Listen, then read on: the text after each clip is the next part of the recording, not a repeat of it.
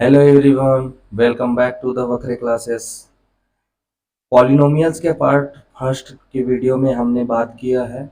हमने पॉलिनोमियल्स को समझा है। हम ओवरव्यू देख लेते हैं कि हमने क्या क्या समझा, क्या क्या दिखा। सबसे पहले हमने बात की है पॉलिनोमियल्स की, आखिर पॉलिनोमियल्स होते क्या हैं। फिर हमने टाइप्स देखा, पॉलिनोमियल्स के टाइप्स। टाइप्स में भी दो टाइप कौन कौन से थे, एक डिग्री के बिहाफ पे और एक टर्म्स के बेसिस पे। ठीक है, टर्म्स के बेसिस पे कौन सा आता है, सबसे पहले आता है मोनोनोमियल, फिर बायनोमियल, फिर आता है ट्राइनोमियल। ठीक है, तीन होते हैं हमारे। किसके बेसिस पे, टर्म्स के बेसिस पे। फिर दूसरा हमने देखा था किसके बेसिस पे, डिग्री के बेसिस पे। डिग्री के बेसिस पे हमने देखा लीनियर, सेकंड देखा क्वाड्रेटिक, ठीक है, एंड थर्ड देखा हमने क्यूबिक। ठीक है, इन चीज़ों को हमने बात कर ली है पॉलिनोमियल्स के पार्ट फर्स्ट वीडियो में। अगर आपने वीडियो अभी तक नहीं देखा तो मैं आई बटन पर लिंक दे दूंगा, प्लीज़ आप जाकर ज़रूर देखें। तभी आप ये वीडियो देखें, क्योंकि पहले के कॉन्सेप्ट आपको समझ में आएंगे, तब आप आगे वीडियो समझ पाएंगे। चलते हैं बैक टू द पॉइंट। अब हम आज जो इस पार्ट में हम जो देखेंगे, पार्ट टू में हम जीरो ऑफ अ पॉलिनोमियल को समझते हैं, जीरोस ऑफ द पॉलिनोमियल। ठीक है, जीरोस ऑफ द पॉलिनोमियल को हम समझते हैं कि ये क्या होता है। The value of a variable, ठीक है, किसकी वैल्यू, किसी भी वेरिएबल की value for which the polynomials become zero.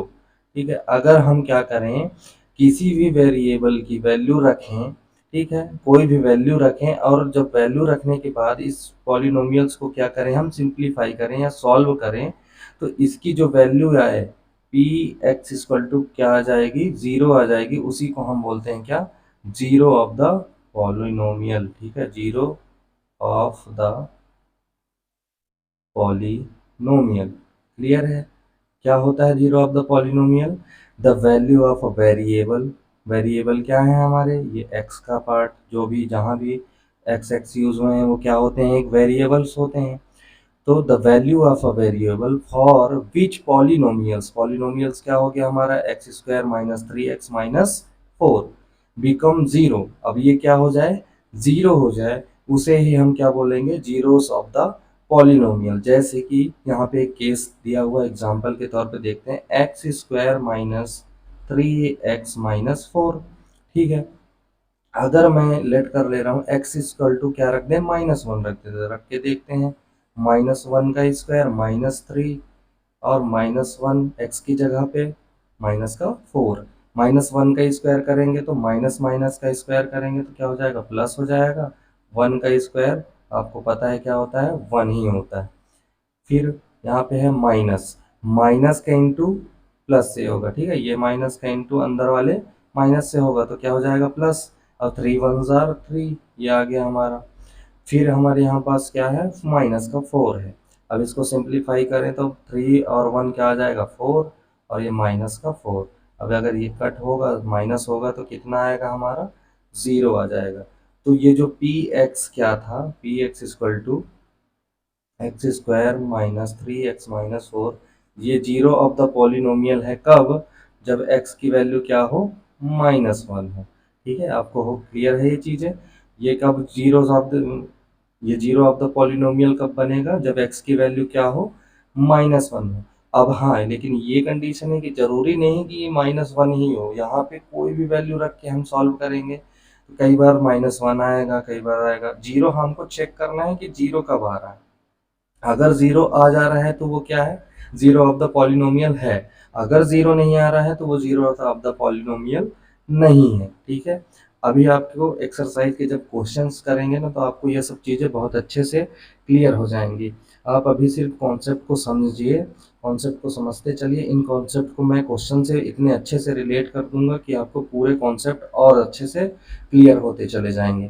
ठीक है, तो जीरोस ऑफ द पॉलिनोमियल समझ में आ गया कि जिस पॉलिनोमियल की क्या आ जाए वैल्यू, लास्ट में सॉल्व करने के बाद कितनी आ जाए, जीरो आ जाए, उसको हम क्या बोलते हैं, zeros of the polynomial. Next topic है हमारा relationship between zeros and coefficient of polynomials. हमको रिलेशनशिप बनाना है किनके किनके बीच में, zeros and coefficient of polynomials, इनके बीच में क्या रिलेशन होते हैं। इसमें हम किसको देख रहे हैं, क्वाड्रेटिक पॉलिनोमियल्स को देख रहे हैं। In general, if alpha and beta are the zeros of the quadratic polynomials. ठीक है, मान ले रहे हैं कि ये जो पॉलिनोमियल है हमारा P x equal to A X square plus B x plus C, इसके लिए जो हमारे अल्फा एंड बीटा जो है ये क्या है, एक जीरोस ऑफ द पॉलिनोमियल है। ठीक है, जो हमने अभी किया था ना कि x की जगह पे वैल्यू रखे थे, x की जगह पे जब हमने वैल्यू रखा तो क्या आ गया, x की जगह वैल्यू रखे तो पॉलिनोमियल्स क्या हो गया था, जीरो हो गया था। तो वही कह रहा है कि अगर हम A X square plus B x plus C में अल्फा एंड बीटा रखते हैं तो क्या आ जाता है, ये जीरोस ऑफ द पॉलिनोमियल आ जाता है। ठीक है, हम समझ गए ये चीजें। अब यहाँ पे एक कंडीशन दिया है कि A not equal to zero. A not equal to को जीरो का मतलब क्या है, देखिए अगर A not equal to zero नहीं होगा तो समझ लेते हैं इसको भी, छोटी छोटी चीज़ों को ही समझना ज़्यादा अच्छा होता है क्योंकि कंफ्यूजन नहीं होना चाहिए। A X square plus B x plus C, ये इसमें बोल रहा है कि A not equal to zero. ये क्यों बोल रहा है कि ए जीरो नहीं होना चाहिए, इसलिए अगर ए की जगह पे मैं जीरो रख दूंगा और मल्टीप्लाई करूंगा x square b x plus c equal to zero. अब ये अगर इससे मल्टीप्लाई होगा तो ये पूरा टर्म क्या हो जाएगा, जीरो हो जाएगा। अब ये अगर पूरा टर्म जीरो हो गया तो ये क्वाड्रेटिक इक्वेशन तो रहेगा ही नहीं, है ना। अगर ये पूरा टर्म जीरो हो जाएगा तो क्या होगा, ये क्वाड्रेटिक इक्वेशन तो रहेगा नहीं। कौन सा इक्वेशन बन जाएगा, लीनियर इक्वेशन बन जाएगा। ठीक है, यही चीजें समझना है हमको। छोटे छोटे चीज से ही हम बड़े कॉन्सेप्ट्स पर पहुंचते हैं, तो छोटी छोटी चीजों को छोड़ना नहीं है, समझते हुए चलते जाना है। ये समझ लिया कि अल्फा और बीटा क्या है, हमारे जीरोस ऑफ द पॉलिनोमियल है, किसके लिए, इस पॉलिनोमियल के लिए।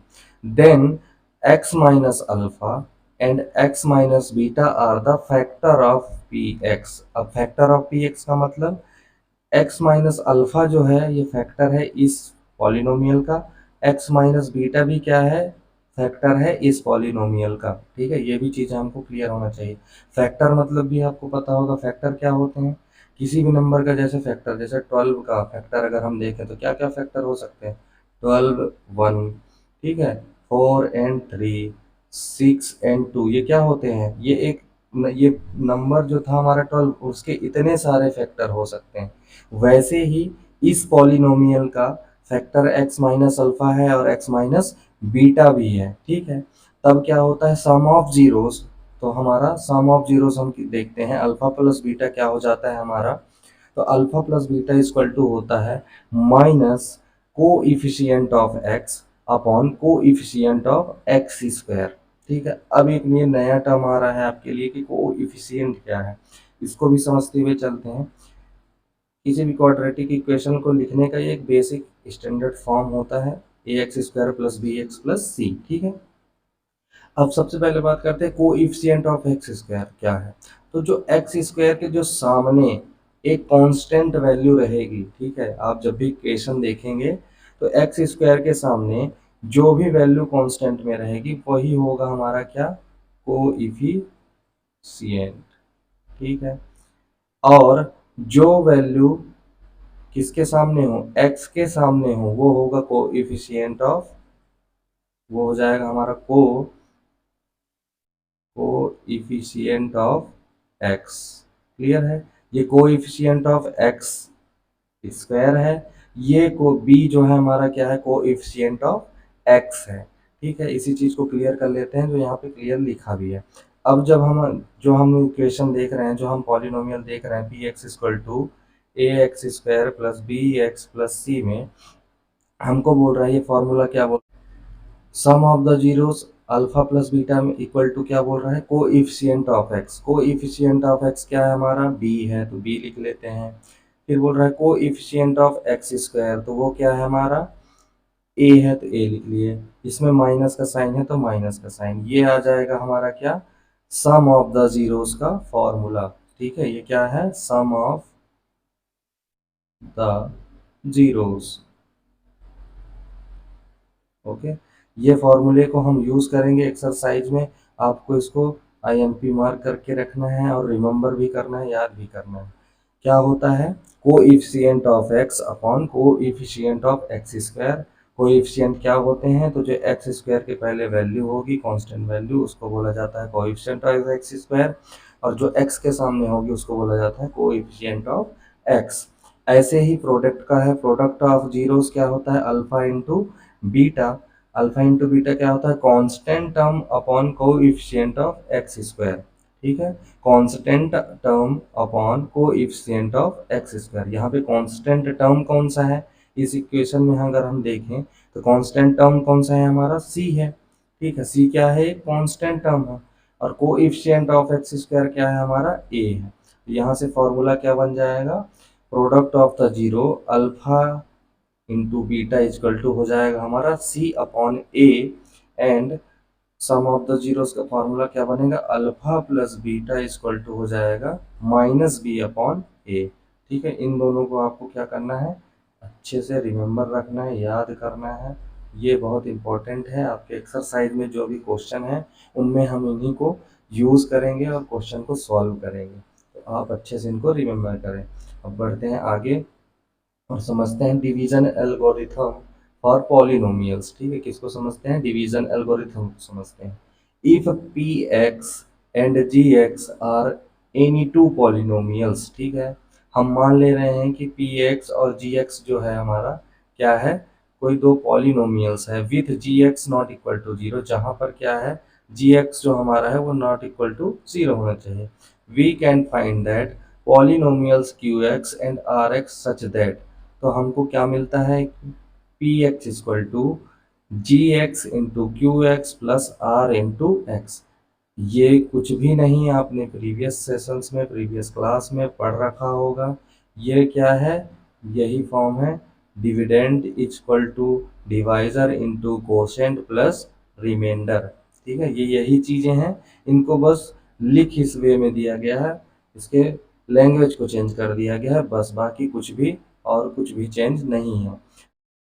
यहाँ पे जो कंडीशन लिखा है where r x equal to zero, मतलब जो हमारा रिमाइंडर है वो या तो ज़ीरो होगा या तो क्या होगा, आर एक्स जो हमारा होगा हमेशा किससे, जी एक्स मतलब क्या, हमेशा डिवाइजर से क्या होगा, छोटा होगा, ठीक है। हमको ये याद रखना है कि जो हमारा आर होगा वो हमेशा क्या होगा, जीरो से बड़ा होगा और या तो इक्वल होगा, और हमेशा जो होगा किससे, जी एक्स से, मतलब डिवाइजर से क्या होगा, ये डिवाइजर से हमेशा छोटा होगा, ठीक। ये कंडीशन हमको याद रखना है, ये कंडीशन को लेके साथ में रिमेम्बर रख के ही पढ़ना है, ठीक, ठीक है। इसका एक हम एग्जांपल देख लेते हैं, जैसे कि एग्जांपल में देख लेते हैं, मान लीजिए एग्जांपल के लिए 7 डिवाइड कर देते हैं 15 से, 7 से डिवाइड कर देते हैं किसको, 15 को, 7 टू ज़ार 40, ठीक है, 7 टू ज़ार कितना हो गया हमारा, 40 हो गया, 40 माइनस करेंगे 50 से तो कितना आ जाएगा, 1, 1 जो आया हमारा ये क्या होता है, रिमाइंडर होता है,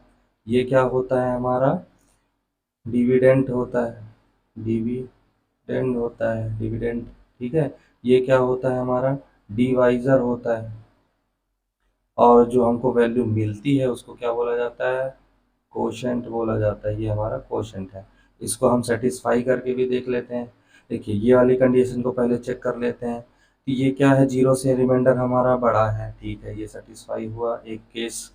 और डिवाइजर से क्या है, छोटा, डिवाइजर हमारा कितना था, 7, 7 से भी क्या है, रिमाइंडर छोटा है, ठीक है।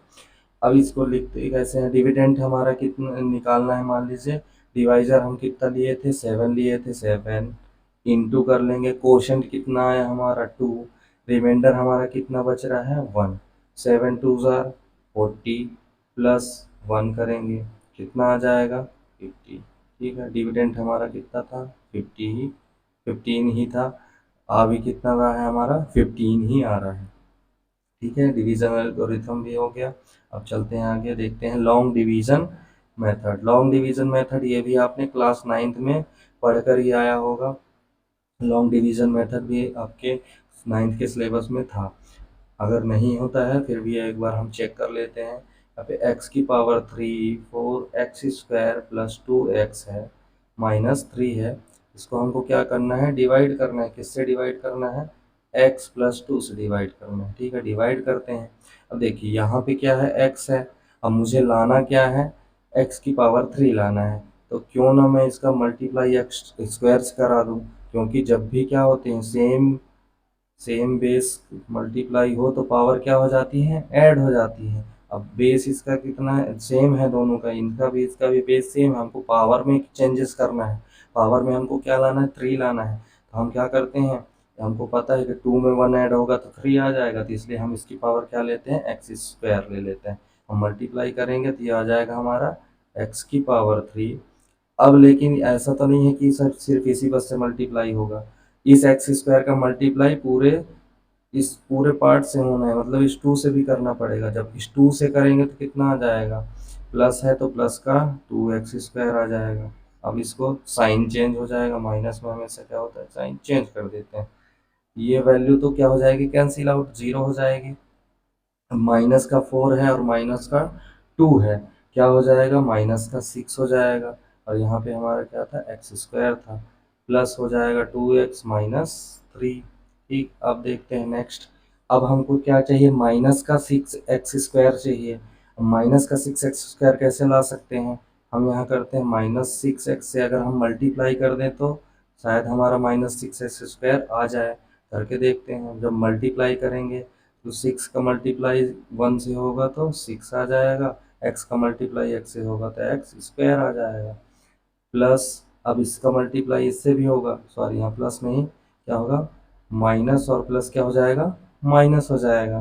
तो 6 2 जा हमारा हो जाएगा 12 और x है तो x हो जाएगा। अब फिर से यहाँ साइन चेंज होगा, ठीक है, यहाँ पे भी साइन चेंज होगा।